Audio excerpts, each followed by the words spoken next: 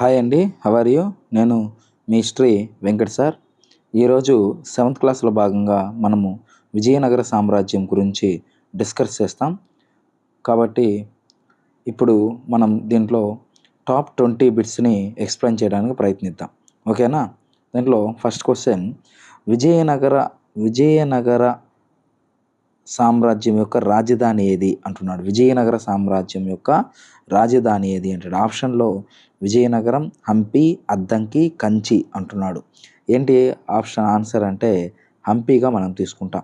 హంపి విజయనగర సామ్రాజ్యం యొక్క రాజధాని. హరిహరరాయలు, బుక్కరాయలు అనేటువంటి వ్యక్తులు విజయనగర సామ్రాజ్యాన్ని స్థాపించారు. ఓకేనా? నెక్స్ట్ 2, మదురై సుల్తానులను అంతం చేసిన కుమార కంపన ఎవరి యొక్క కుమారుడు? మదురై సుల్తానులను అంతం చేశాడు ఎవరండి? కుమార కంపన అనేవాడు. ఇతను ఎవరి యొక్క కుమారుడు అంటున్నాడు. మొదటి హరిహరరాయలు, మొదటి బుక్కరాయలు, రెండవ దేవరాయలు, మల్లికార్జున రాయలు అని చెప్పేసి అంటున్నారు. దీని ఆన్సర్ మొదటి బుక్కరాయలు అని చెప్పేసి మనం చెప్తాం. మొదటి బుక్కరాయల కాలంలో రావడం అనేటువంటిది, ఆ మొదటి బుక్కరాయల కాలంలో కుమార కంపన ఎవరి యొక్క కుమారుడు అంటే మొదటి బుక్కరాయల యొక్క కుమారుడు. ఓకేనా? క్లియర్. నెక్స్ట్, మధురా విజయం అనే గ్రంథాన్ని రచించింది ఎవరు? మధురా విజయం అనే గ్రంథాన్ని రచించింది ఎవరు? ఆప్షన్ తాళ్లపాక తిమ్మక్క, కవయిత్రి మొల్ల, గంగాదేవి, ఆండాల్. ఆన్సరు గంగాదేవి అని చెప్పేసి మనం చెబుతాం. చాలా ఇంపార్టెంట్. నెక్స్ట్, సంగమ వంశంలో అత్యంత గొప్పవాడు. ఆప్షన్స్ చూస్తే మల్లికార్జునరాయ, మొదటి బుక్కరాయ, రెండవ దేవరాయ, మల్లికార్జునరాయ 2. అంటే మనల్ని కన్విన్స్ చేయడానికి ఈ విధంగా ఇవ్వడం అనేది జరుగుతుందన్నమాట. కాబట్టి మనకు సంగమ వంశంలో అత్యంత గొప్పవాడు ఎవరు అంటే రెండవ దేవరాయలు అంటాం. ఈయన్నే మనము ప్రౌఢ దేవరాయలు అని కూడా పిలుస్తాం. రెండవ దేవరాయలని మనం ప్రౌఢ దేవరాయలు అని కూడా పిలుస్తాం. నెక్స్ట్, రెండవ దేవరాయలు రాసిన గ్రంథం ఏమిటి? ఆయన గ్రంథాన్ని రాశాడు. ఆప్షన్స్ చూస్తే మహానాటక సుధానిధి, సంగీత సారస్వం, జాంబవతి కళ్యాణం, మధురా విజయం అంటాం. ఇక్కడ చూసినట్లయితే సంగీత సారస్వం అనే గ్రంథాన్ని విద్యారణ్య స్వామి రాస్తాడు. జాంబవతి కళ్యాణం అయితే శ్రీకృష్ణదేవరాయలు రాశాడు. మధురా విజయం అయితే గంగాదేవి రాసింది. చూడండి, మహానాటక సుధానిధి రాసింది రెండవ దేవరాయలు. కాబట్టి ఆప్షన్ ఏ కరెక్ట్ ఆన్సర్. ఈ మహానాటక సుధానిధి సంగీతానికి సంబంధించిన గ్రంథంగా మనం చెబుతాం. నెక్స్ట్, రెండవ దేవరాయలు రాసిన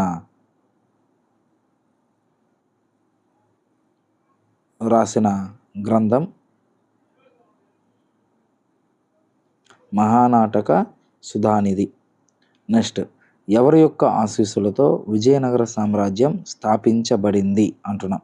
ఎవరి యొక్క ఆశీస్సులతో అంటున్నాం. ఆప్షన్స్ చూస్తే సమర్థ రామదాసు, భక్త తుకారం, కబీర్, విద్యారణ్య స్వామి అంటాం.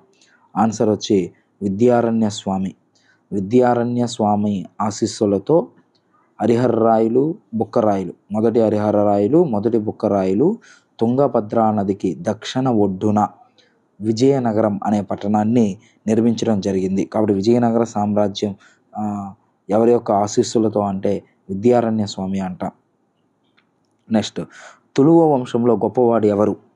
ఆప్షన్స్ వచ్చి శ్రీకృష్ణదేవరాయలు, రెండవ దేవరాయలు, అచ్యుతరాయలు, తిరుమల రాయలు.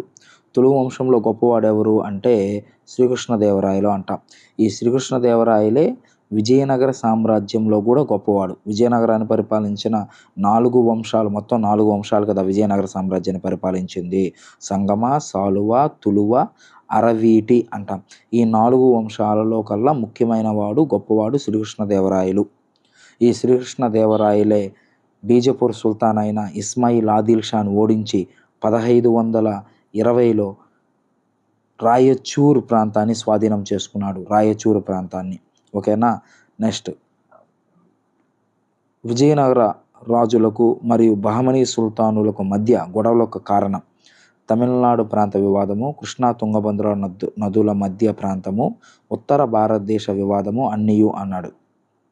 ఆన్సరు కృష్ణా తుంగభద్ర నదుల మధ్య ప్రాంతంగా మనం చెబుతాం. ఈ కృష్ణా తుంగభద్ర నదుల మధ్య ఉన్నటువంటి దో అప్స్ అంటాం, దో అప్స్. ఈ నదుల కోసం తీవ్రమైన ఘర్షణ జరిగింది. ఈ కృష్ణా తుంగభద్ర నదుల మధ్యలో ఉన్నటువంటి రాయచూర్ దో అబ్ కోసం వీళ్ళు ఎక్కువగా ఘర్షణ పడ్డారు. కాబట్టి ఆన్సర్ బి. నెక్స్ట్ 10వ క్వశ్చన్ చూస్తే, ఈ క్రింది వాణిలో ఎవరిని ఆంధ్రభోజుడు అని పిలుస్తారు? ఆంధ్రభోజుడు అని ఎవరిని పిలుస్తారు అంటే ఆప్షన్స్: రెండవ దేవరాయలు, శ్రీకృష్ణ దేవరాయలు, మల్లికార్జున రాయలు, వెంకటపతి రాయలు. కాబట్టి ఆంధ్రభోజుడు అని ఎవరిని అంటాం? శ్రీకృష్ణ దేవరాయలు అంటాం. ఈ శ్రీకృష్ణ దేవరాయలే తెలుగు భాషల దేశ భాషల యందు తెలుగు లెస్స, దేశ భాషల యందు తెలుగు లెస్స అని పలికాడు. ఈయనే తెలుగులో ఆముక్త మాల్యద అనే గ్రంథాన్ని రాశాడు. సంస్కృతంలో జాంబవతి కళ్యాణం, ఉషా పరిణయం అనే గ్రంథాలు రాశాడు శ్రీకృష్ణదేవరాయలు. నెక్స్ట్ 11, ఈ క్రింది వానిలో అష్టదిగ్గజాలలో లేని వారిని గుర్తించండి. అల్లసాని పెద్దన, నంది తిమ్మన, కాళిదాసు, తెనాలి రామకృష్ణుడు. వీళ్ళలో లేనివాడు ఎవరు అంటే కాళిదాసు. కాబట్టి కాళిదాసు నవరత్నాల అగ్రగణ్యుడు. ఈయన అష్టదిగ్గజాల్లో లేడు. ఈ అంశాన్ని మనం గుర్తుపెట్టుకోవాలి. నెక్స్ట్ 12, అబ్దుల్ రజాక్ ఎవరి పరిపాలనా కాలంలో విజయనగర సామ్రాజ్యాన్ని సందర్శించాడు? ఆప్షన్స్ చూసినట్లయితే రెండవ దేవరాయలు, అచ్యుతరాయలు, మొదటి హరిహరరాయలు, శ్రీరంగరాయలు అన్నాం. రెండవ దేవరాయలు అనేటువంటిది ఆన్సర్గా మనం తీసుకుంటాం. రెండవ దేవరాయల కాలంలో వచ్చారనమాట. రెండవ దేవరాయల కాలంలో 2 విదేశీ యాత్రికులు వచ్చారు. ఒక ఆయన నికోలో కాంటే, ఇటలీ దేశానికి చెందినవాడు. రెండోవాడు అబ్దుల్ రజాక్. దీన్ని ఇంకో విధంగా కూడా అడుగుతాడు. ఏ విధంగా అడుగుతాడు? విజయనగర సామ్రాజ్యాన్ని సందర్శించిన మొట్టమొదటి పర్షియా యాత్రికుడు ఎవరు? పర్షియా యాత్రికుడు ఎవరు అంటే అబ్దుల్ రజాక్ అవుతాడు. అట్లా కాకుండా విజయనగర సామ్రాజ్యాన్ని సందర్శించిన మొదటి విదేశీ యాత్రికుడు అంటే ఇబన్ బటూటా అవుతాడు. ఈ ఇబన్ బటూటా మొదటి హరిహర రాయల కాలంలో వచ్చాడు. ఓకేనా? అదేవిధంగా అచ్యుత రాయల కాలంలో వచ్చింది నూనిజ్ అనేవాడు అచ్యుత రాయల కాలంలో వచ్చాడు.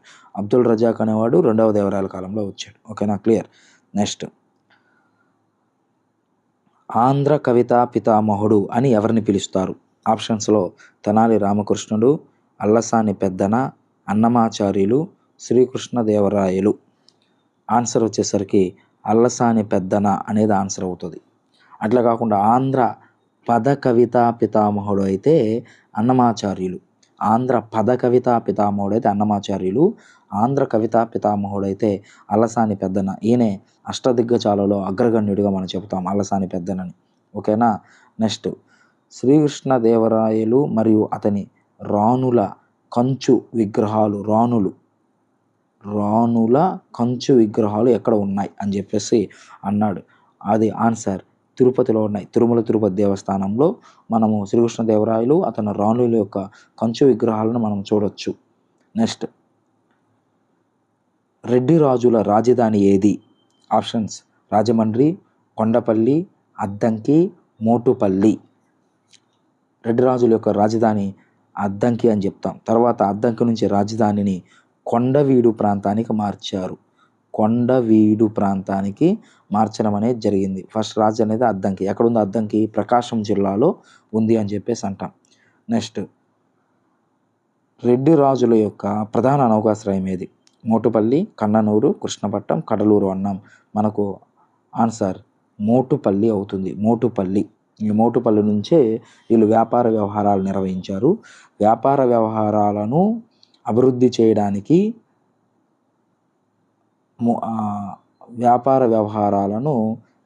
చేయడానికి వ్యాపార పన్నులను, కస్టమ్స్ పన్నులను రద్దు చేసిన రెడ్డి రాజు ఎవరు అంటే అనపోత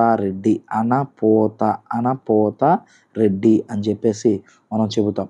ఓకేనండి?